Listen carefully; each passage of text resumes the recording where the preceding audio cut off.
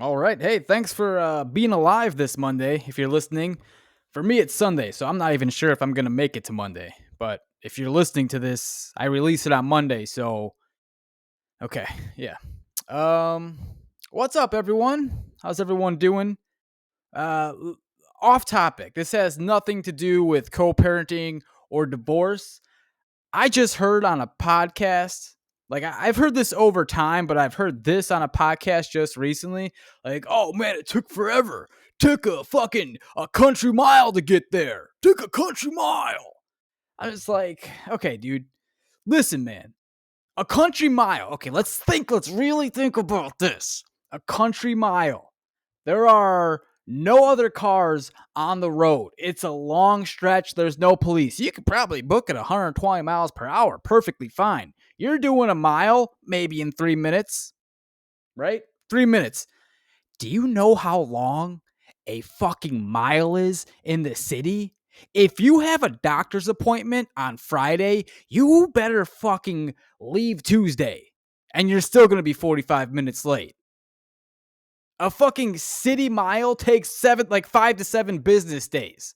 All right, so enough with this. It is so long, dude. It was like a country mile. I'm sick of it. That makes no sense to me. And if I'm missing the whole point of what a country mile is, please come to my door, knock on it, and we'll talk. I won't let you in. I'll listen. I got a peephole. I'll look. I'll look at your mouth. I'll look at your lips, and we'll talk about it. But makes no sense to me. And maybe I'm a dumbass. There's always that possibility too. But please don't use that with me. A country mile. Use a city mile. Use a city mile. Yeah, just had to get that off my chest. Everybody, what the fuck? My kid is getting bullied in school, but by a known bully in his class. It's nothing like major. It's nothing terrible, but he's been known to like push kids around and like use mean language and all sorts of that stuff. They're in first grade. So I ask you, like, how would you go about that situation if you knew that it's not just my kid, but multiple kids are getting bullied by a single kid in the class? The teacher's well aware of it because she's the one that brought it up. She's like, "Yeah, he's a bully, and he gets sent to the principal's office a lot, you know." So I don't know, like, should I go to the school when I go to pick up my kid and like rip his underwear out and put it over his head to make an alpha move, I guess? So he's like, "Yo, don't fuck with my kid." That'll probably get me 20 years, to be honest, now that I'm kind of playing that out of my head. I can't reach my hands down a fucking child's underpants. What the hell am I thinking? Jesus. So that's not going to work. The parents aren't there to pick him up. It's the grandparent. It's the grandma that's always there to pick him up. I see her. But I mean, that's a tough situation. It's a tough situation. Do I go up to the grandma and be like, "Yo, listen, your kid's being a little shit. He keeps pushing my kid, even though my kid's 16 times bigger than yours. My kid's nice. He knows gentle hands. We learned that.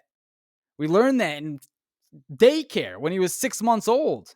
So I don't know how some kid. And for those of you out there that have small kids, like let's call it maybe, I don't know, 0 to 2 years old, you're going to see some shit if you haven't already. It's going to happen. There's going to be kids that are misbehaving and put your kid in jeopardy. How you handle that, I mean, you're going to need some patience. You're going to have to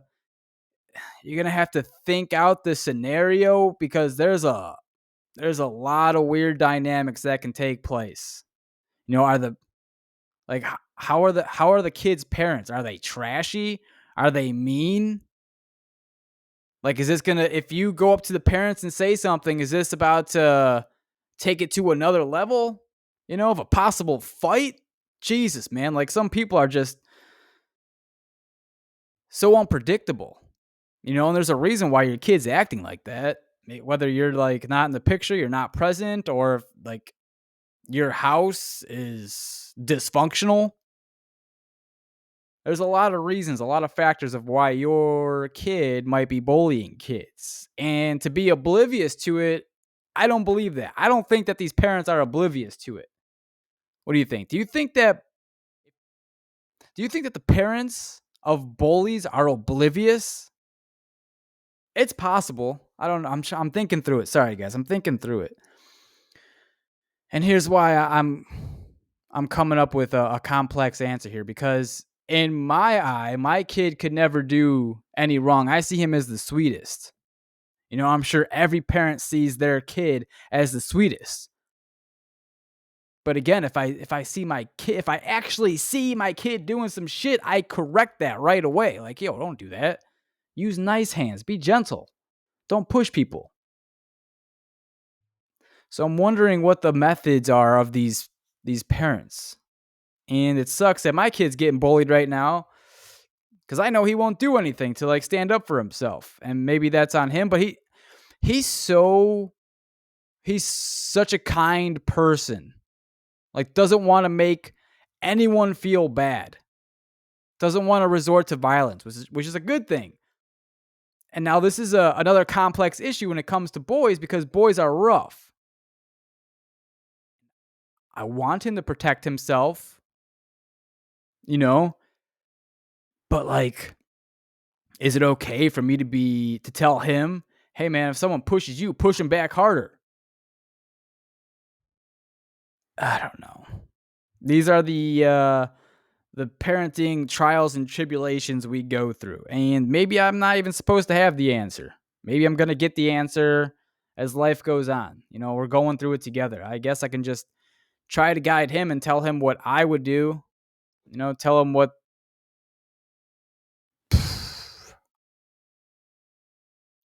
It's such a fucking complex thing being a parent, dude. Because he's 6. I can't get like overcomplicated when I'm speaking to him, because they don't understand it. And he recently also had someone in his family tell him that she hates him. And she was just kidding, but he didn't understand that. He's like, "Why did she say that to me? Why does she hate me? I didn't do anything wrong." And I had to tell him, I'm like, "Well, some kids don't know how to articulate it properly. Like they don't know how to say it with their words, so they use their emotions and just say hurtful things." And she doesn't mean it. She was just really upset at the time, and that was the only word that she can grab onto and throw it at you because you were beating her in a video game. Like that's what it was. He's really sensitive. It's cute for now, but I just don't want him to get into trouble down the line where people take advantage of him and he can't stand up for himself. He's a big kid too. Like he's pretty damn solid. He's really solid. But he just doesn't want at this age, he just doesn't want to use his weight and his fierceness and put that into other kids. He does not want to do it. Like he tries to resort to everything but that. But at a certain point, if someone's taking advantage of you and pushing you down, he got pushed in mud.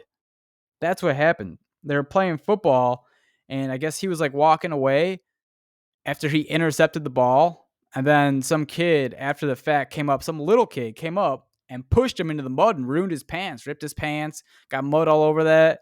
He started to cry a little bit because everyone was laughing at him because they're like, "Oh, he peed in his pants." Blah, blah. So he had to go to the office to get his pants changed. And the pants that he wore home were so ridiculous. I mean, thank God they had another pair of pants, but they look like bell bottoms. Oh my God. What are those? He's a good sport about it. Yeah, he still likes going to school. I mean, he's bubbly. He's always happy about it. He gives everyone the benefit of the doubt. And I think I could learn a lot from him. He's just a kind-hearted person. And hopefully one day he can hear this. And he'll know how much his dad loved him. So that's nice. Getting so soft and emotional. Oh my goodness. That's what happens when you have a kid. So if you don't want a kid, you should think about having a kid just for that angle. You get a little bit more emotionally tied. Like if you think you're a sociopath or a psychopath, you should have a kid. That's probably the worst advice I've ever fucking given in my entire life, but I stand behind it. Um, let's talk about the hardest things when you're a divorced parent and having a kid, besides the bullying. I mean, that shit's kind of hard because I have a different way of handling it than my ex-wife would, but we're pretty good. We come together and we try to manage it. So everything's okay on that front, just so everyone knows. He's fine, he's good, everything's okay. Um, but some of the hardest things for me personally, I would say the holidays. Definitely the holidays. Christmas especially. Because what time does Santa Claus put presents under the tree? Fucking early. If you said fucking early, correct. You got the right answer. Ding, ding, ding, you win. It's early. So I have to wake up at 4 a.m., drive over to my ex wife's house just so I'm there before he wakes up. And this kid, my kid, wakes up at 5 or 6 o'clock a.m. every day. He wakes up at 5 or 6 a.m. It's insanity. Does not get that from me. That is all my ex wife, not me. Shit, when I was that age, I think I was sleeping till like noon. I'm probably going to live forever because of how many hours of sleep I actually got from the ages of 0 to about 24. I think I might have slept 1,000 years. And I'm not really good at math. Probably doesn't add up, but it feels like it. 1,000 years, final answer. So I'll see you all in hell because I'm going to outlive you. All right. Keep it warm and toasty and naughty down there for me. All right. I would love to see him wake up, you know, in my own bed, like see him come to my bed and wake me up and be like, "Look, Santa Claus came, Santa Claus came," and I'll be like, "Oh, how'd that son of a bitch get in the house? The house was I don't even have a fucking chimney. How'd he get down?" But no, I have to drive over there. I mean, it's fine. It's a shame, because that's one of the things that I looked forward to before I had a kid was like spending holidays with them. Like have my kid run up to me and wake me up and be like, "Dad, can we open presents right now? Can we open presents?" I don't know why I'm saying we like I have multiple kids. Can I open presents right now? Can I open presents? Sure, sure. Go make me a cup of joe. Give me a donut. Every family's different though. And I think we have to really understand that every family is completely different, and no matter what your family looks like, you could make it work. Whether you're together, whether there's three of you, like two wives and a husband, that's some more, maybe 9 wives and a husband, that's Mormon shit. Whether it's like a gay couple with a couple kids, whatever the thing is, you can make it work. A divorce, families are different of all types. Okay. I've seen it. I've seen them work. And you just shouldn't get too, I know a lot of people get down on themselves when they don't have this picture perfect lifestyle, right? There's not a mom, there's not a dad, there's not a kid in the middle, and everything's not joyous and happy. And people really just get overwhelmed by that. Hell, man, some of the people that are married are fucking miserable. You have to understand that. Some people whose life that look amazing on the outside are really shitty. It's almost impossible to know who's actually happy and who's not. So you can't just like look at people and that's your expectation. Like that's what we have to be. It's not. You can be a single mom, you could be a single dad. You can raise the best kid in the fucking world. I'm telling you, you can. It's possible. So don't put too much pressure on yourself about what your family should look like. It's all bullshit. If it's just you and your daughter, like, are you happy? Does she love you? Is she fed? Right? Does she have friends? Is she socially good? Are you mentally okay? Okay. Then what the fuck else more do you need than just take your time, raise your kid, things will fall into place if you're going to look for an extension on that family. And maybe that family looks like, okay, you get remarried and now she has a stepbrother or a stepsister. So be it. That can be your future. That's fine. It doesn't have to happen right away. So just make sure that you're vetting out people before you make these drastic jumps just because you think that's what a USA marriage is supposed to look like or a USA family is supposed to look like. Just give yourself a break, okay? Give yourself a break. Raising a kid on your own or, being divorced is fucking hard enough on itself. Jesus. I mean, what is it? Inflation's up 2 billion% now. What does it cost for a carton of eggs? $13? Fucking bananas are costing $65.17. I can just fucking climb a tree and go pick one, I feel like. I could probably make them under my bed. I'll tell you what, in a couple minutes here, we're going to read some stories people shared when they knew it was time to get divorced. That's always fun.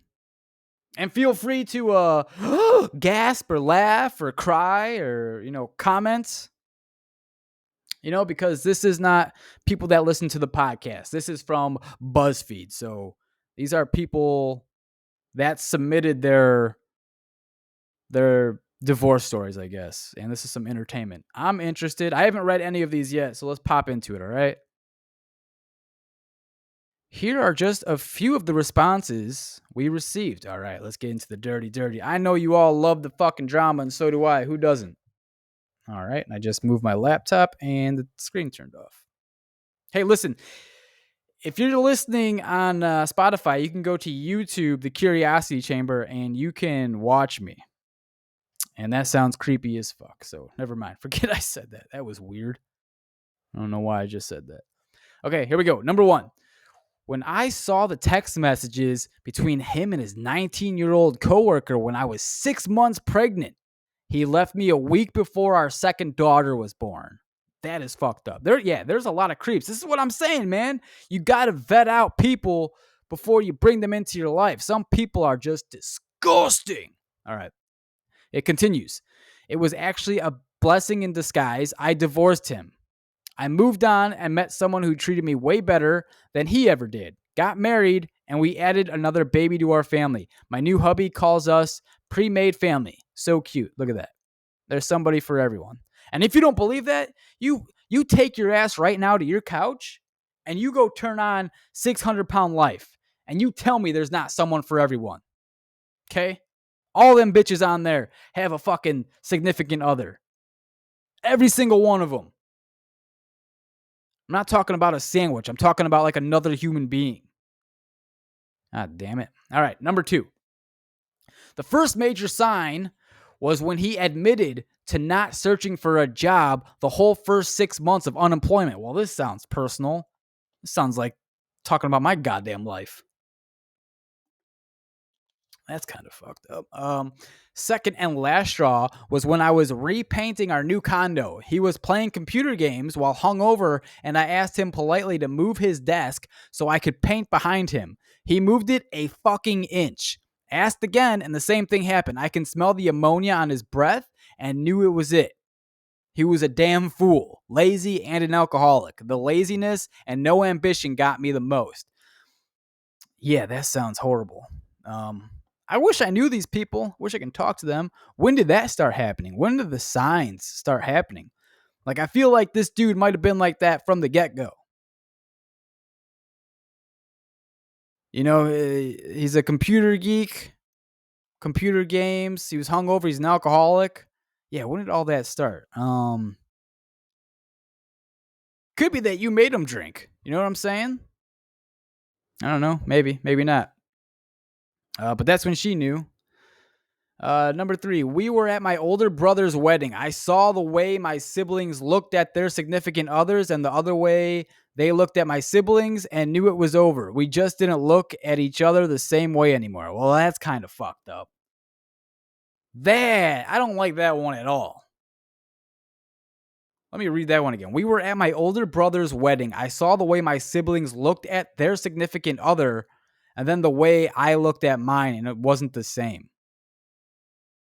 That's what you're basing it off of? The way you looked at each other? Can you honestly know? Like, what if he was having a fucking bad day? And you just divorced this person because he didn't look at you like that? Because the way that your brother was looking at his significant other didn't resemble the way you two were looking at each other? You divorced him? Hey, mama, sometimes the grass ain't greener on the other side. I would love a follow up on that one. Jesus. Talking about being impulsive. All right. Number 4. It wasn't when I got a message on Facebook from his other woman, or even all those moments when he hit me. Jesus. Okay, well, that's enough right there. I'm going to stop you right there. I'm not even going to fucking continue reading. It wasn't when you got a message on Facebook from the other woman, or even all those moments when he hit me. Well, you're just a goddamn fool. I'm just going to say that. If that's not enough for you to say goodbye, what can we possibly, what am I about to read that's about to say that was the final line? Was it that he ate a fucking foot long sub sandwich in under 3 minutes? Like that was the one? Or he didn't flush the toilet when he took a dump? Let's see. It was when I sliced my thumb open and he refused to come home during his lunch break because he was down the street at his buddy's house. I don't know what to say. I don't know what to say. My best friend's husband walked to my house in the rain and helped me bandage my thumb up and clean the blood off the floor. Was there a happy ending to that one? Okay. No. We're just gonna move forward. You know what I'm thinking. You're thinking the same fucking thing. Like your husband was cheating on you and hit you. And the thing that drove you to leave was that you cut your thumb and he didn't come home to see if you were okay. God, you're annoying me. I knew it was over when he told me while trying to have sex with me. Ooh, now it's getting good. After I worked a 12-hour shift and he stayed home doing nothing, that if I lost weight, I could look like his favorite porn star. That's got to be a joke. That's got to be a fucking joke, dude. Are some dudes like that? Oh my God. How much do you weigh, though? Ask him for a friend. Number 6. I knew it was over when I found out he had been sleeping with 30 other people on and off throughout our entire 8-year relationship. Some of them were apparently regular occurrences. Yeah, I'd imagine so if he's sleeping with 30 people. Who the fuck is your husband, though? That's a good looking guy, probably. Little Brad Pitt. Who is your husband? How is he pulling 30 women? Maybe you should stay with him. Jesus. He's probably a good looking guy. Wow. 30 people. Well, you should go get checked for an STD as well. I mean, if you haven't, you definitely should. Because I'm sure something's leaking. It's not the sink. Number 7, he insisted that a freshly cooked dinner be on the table for him and our 3 kids no later than 6 every night, despite 1, I didn't get off work until 4:30. 2, I was the only one who could pick up the kids after work since he purposely cut the seatbelts out of his car so he couldn't pick them up. Oh, ladies, what the fuck are we doing? Do you not see the red flags? Why is this fucking story continuing? That should be it. If your fucking husband is cutting the seatbelts out of a vehicle, an automobile, what do you think? He's gonna cut your fucking tongue out through your neck. Like you don't need me to say that. You already know this. And I continue on, unfortunately. One evening, rushing to handle everything, I impaled my hand with a butcher knife. These bitches are the fucking most clumsy people I've ever seen in my life. Oh, shout out to Bach. You just cut your thumb off too. I cussed loudly and blood was everywhere. My ex's response was, wow, okay, I guess dinner's going to be late tonight. 60 days after my hand was splayed open, I was divorced from him. Once again, the time you should have got divorced was probably 12 years ago when he cut the fucking seatbelts out from the car. Jesus, lady. Moving on. I had been on vacation with my ex as long. I'm sorry. Let me try reading that again. I swear to God, English is my first language. I had been on vacation with my ex, period, As soon as we got on the plane for the 6-hour flight home, he told me tearfully that he had made out with a woman at the resort we had just left. I felt nothing. I felt no anger, no sadness, nothing. At the time, I thought it was shock. In a retrospect, I realized I felt nothing because it wasn't there anymore.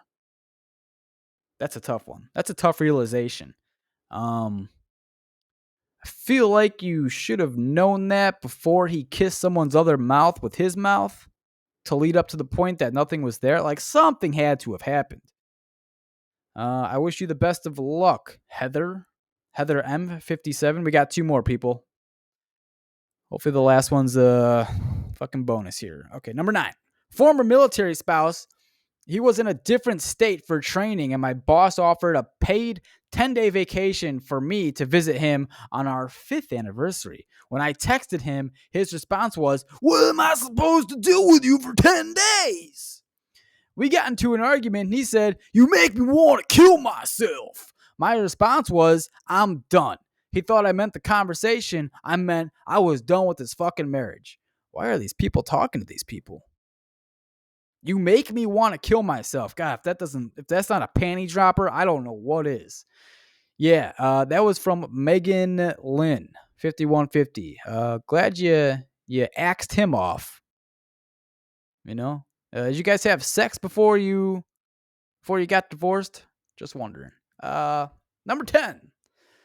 Last but not least, my ex and I were trying to make things work, and he left flowers in my car. That's sweet. Objectively, it was so sweet. See, I know things. But my heart and gut were crushed because my first thought was that I wish he hadn't done that. I was already done. That was the beginning of the end. So let me get this straight, Sarah. You divorced your man because he got you flowers and left them on your car. Okay, so let's just do a recap of everything. What I'm noticing is that a lot of women shouldn't have knives in their house. Professor Bach.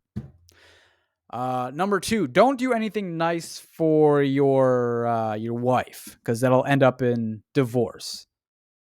Number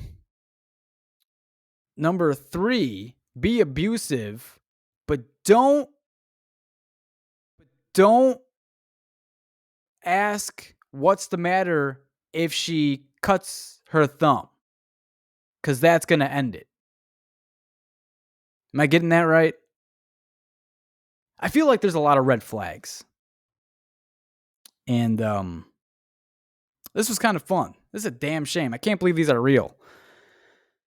If anyone has any crazy stories out there you'd like to share that are as psycho as any of these, please, thecuriositychamber@gmail.com. You can join the Facebook group, Co-Parenting, the Chronicles of the Divorced Dad. Yeah, that's probably the only ways to get a hold of me. Thank you, BuzzFeed, for letting me use that. I know it's a public access, but just want to give you a shout out and hope everyone has a good day at work. Yeah, stay tuned. We'll be here next week and love all of you. Don't cut the seatbelts out of the car if you have kids. I feel like I shouldn't have to say that, but apparently I do. All right. Okay. Have a good Monday. Love ya. Bye.